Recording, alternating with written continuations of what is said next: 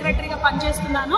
నేను హైదరాబాద్ జిల్లా నుంచి PNGO హైదరాబాద్ జిల్లా అధ్యక్షుడు ముజీద్ హుసేని గారి ఆధ్వర్యంలో ఈరోజు లలిత కళా తోరణంలో PNGOs 2024 డైరీ మరియు క్యాలెండర్ ఆవిష్కరణ జరుగుతుంది.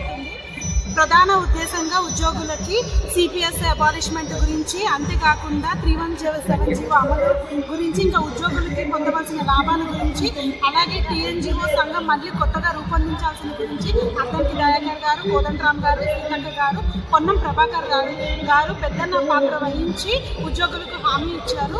ఈ తరపున మేము రాష్ట్ర ప్రభుత్వాన్ని, రాష్ట్ర ముఖ్యమంత్రి గారిని వినియోగించుకుంటాం. మేము ప్రభుత్వం వేరు కాదు. ఉద్యోగులు అంటే ప్రభుత్వ పథకాలని ప్రజల్లోకి తీసుకెళ్లేవాళ్ళు.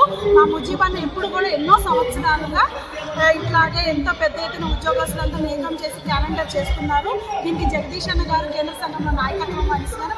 ఆయన నాయకత్వంలో, ముజీబన్న గారి జిల్లా నాయకత్వంలో మేము ఉద్యోగులు అందరం ఇంకా ముందుకెళ్లాలని, ఇంకా ఉద్యోగులు రావాల్సిన హక్కులు న్యాయబద్ధంగా ప్రభుత్వ సహకారంతో సాధించుకుంటామని మనస్ఫూర్తిగా కోరుతున్నాం.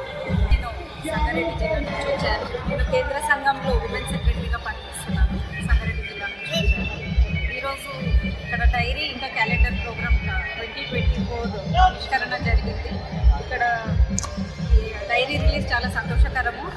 దీనికన్నా ముందు కూడా గేమ్స్ పెట్టారు ముజీద్ సార్ గారు, PNGOs హైదరాబాద్ ప్రెసిడెంట్.